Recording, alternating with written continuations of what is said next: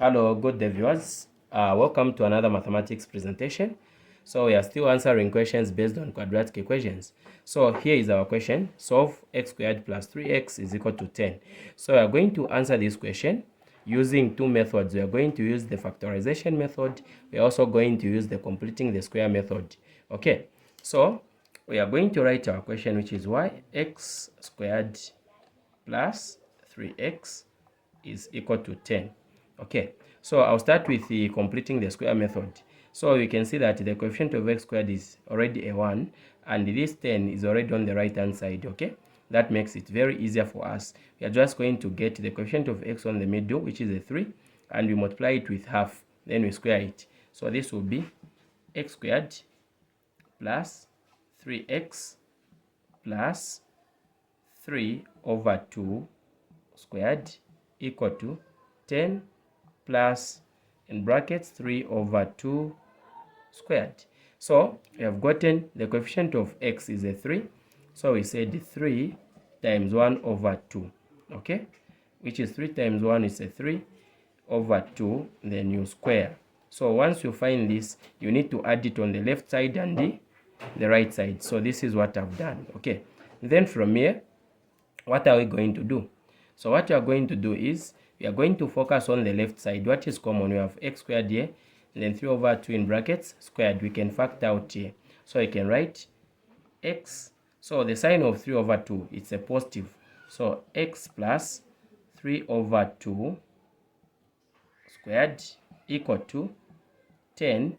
Now we can expand this one, 3 over 2 in brackets squared. This means 3 over 2 times 3 over 2, which will be 9 over a 4. Okay, so from this stage, what are we going to do? So what we are going to do is this. We can look at our right hand side. We have, this is a fraction, this is a whole number 10. We can try to write this one, or to make this one as a single fraction, where we say we divide by 1.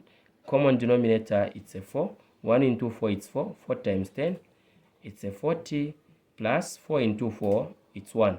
1 times 9 is 9. So this will give us 49 over 4. So this is what we are going to get from this fraction. Okay, so we are going to just write like this: x plus 3 over 2 squared equal to, so let me just erase this. All right, so now here we are going to write, so here we have said you have 49 over a 4. So what you are going to do is we need to get rid of this power 2 by introducing a square root to both sides of the equation. So these 2 and the square root to cancel. We have x plus 3 over 2 equal to plus or minus. So the square root is affecting 49 and the 4. The square root of 49, it's a 7, and the square root of 4, it's a 2. This is what we are going to get. Now from here, what are we going to do? Remember, we are finding the value of x. So we are going to write x equal to, so this 3 over 2 will go to the right hand side so that you just remain with x. So it's a positive to be a negative 3 over 2 plus or minus 7 over 2. Okay, so this is what you get. Now from there, what are we going to do? Okay, so what we are going to do is this. Since we have common denominators right here, we just write x equal to negative 3 plus 7 over 2.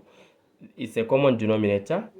Or x equal to negative 3 minus 7 over 2. This is what we are going to have. So I hope that you are following. Okay, let me just create space. All right, so we are going to write x equal to, so we have negative 3 plus 7, okay, which will be 7 minus 3, in other words, okay, and 7 minus 3 will get a 4 over 2, or x equal to, for this one, negative 3 minus 7 to give us negative 10, negative 10 over 2. So x equal to 2 here 1, 2 into 4, 2. 1 into 2, it's a 2.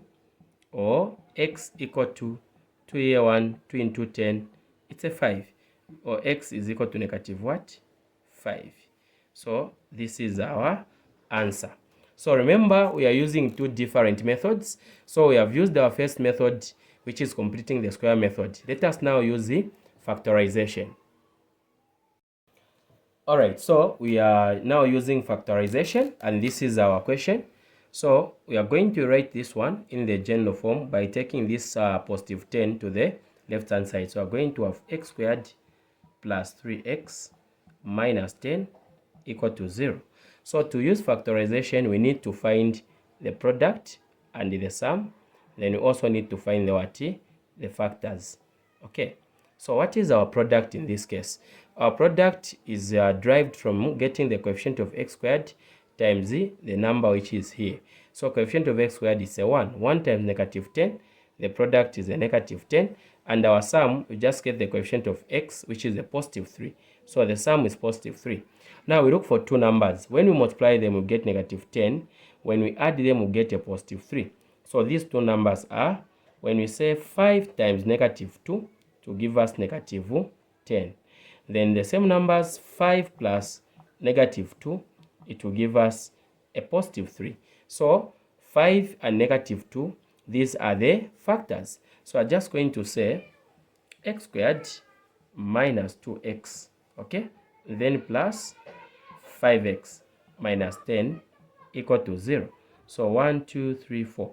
So you only substitute this middle part, okay? You put the factors that you have found and you attach the variable which you are using. In this case, we are using x. So we can do this so that we factorize. So in the first bracket, what is common? It's x, okay?